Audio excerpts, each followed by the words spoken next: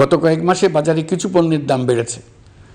আমরা সরবরাহ বাড়িয়ে, আমদানিতে শুল্ক ছাড় দিয়ে, মধ্যস্বত্বভোগীদের দৌরাত্ম্য কমিয়ে এবং বাজার তদারকির মধ্য দিয়ে জিনিসপত্রের দাম কমিয়ে আনার চেষ্টা করছি।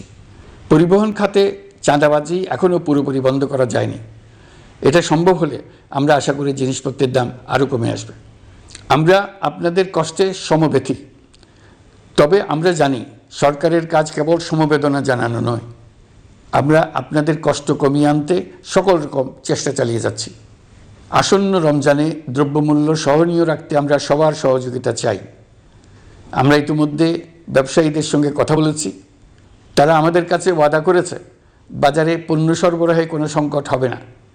অতিরিক্ত মুনাফার লোভে যদি কেউ কৃত্রিম কোনো সংকট সৃষ্টির চেষ্টা করে, আমরা তাকে কঠোর হাতে দমন করব।